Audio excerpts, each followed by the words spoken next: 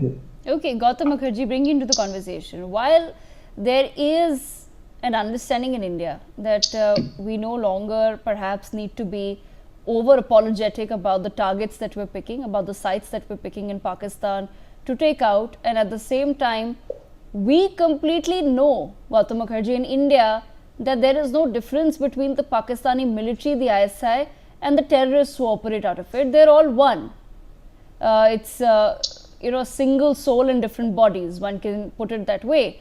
However, when we collect over the years information, evidence, proof, is that really serving any purpose abroad, or do we need to now take a stand for our country and its own interests and say, okay, we will no longer be convincing people abroad that the Pakistani military is hands in glove with the terrorist organizations? Or do we need to take a more aggressive approach and say that you were the ones, your nations came together to track down one man, Osama bin Laden, who had broken all hell loose on Western nations and their security, and it took you 10 years to hunt him down, and don't forget ever where exactly you found him. So which of the two does India need to do going forward? Do we only focus on collecting the evidence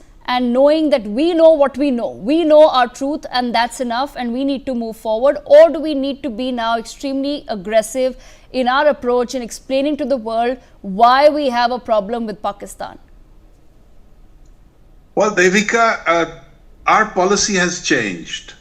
As of Operation Sindoor, we have made it clear that the Indian state regards the Pakistan state as state sponsors of terrorism, with no distinction between the terrorist organizations and their hideouts as well as their headquarters, and the Pakistani Army, Air Force, and the political establishment.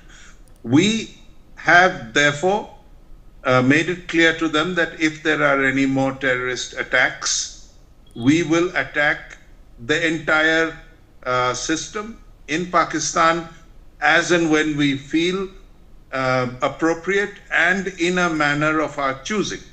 So, there's a lot of catching up to do by Pakistan, because they started this in Zia-ul Haq's time with their policy of 1,000 cuts and what they considered to be low value frontline terrorists who were expendable, and while distancing the Pakistani state as well as the Pakistani armed forces from the activities of the terrorists.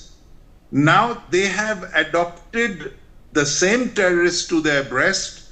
That is why they are attending their funerals and draping the terrorists who are killed in the Pakistani flag and looking at them as frontline warriors. So the thing with Pakistan that it needs to digest is that there is no low-cost warrior anymore. It's a high-cost operation. If they strike India in any way, they will be struck on the whole, and it'll cost them a great deal, including a major destruction of their political and military establishment. So this is what they are coming to terms with. I think they haven't quite understood and digested this. It's been a shock. It's very soon now. Now, as far as explaining it to the rest of the world, I think what we are going to be doing is not justification, not dossiers and pictures, though those are extremely important as a matter of the record, as well as the various videos that have been shot by many of our frontline military agencies as evidence which cannot be refuted. Having said that, we are not there to go and convince anyone else. What we are saying is our policy has shifted. This is the reason why it has shifted. And in future, expect much worse, much worse retribution against the Pakistani state should they sponsor any more terrorism across the border. Okay, Pathikrit, bring you into the conversation. Pathikrit, I want your perspective on the same aspect that I've just raised. Does India need to now just accept going forward that we know our truth and we know it best? We don't want to give further explanations to the world?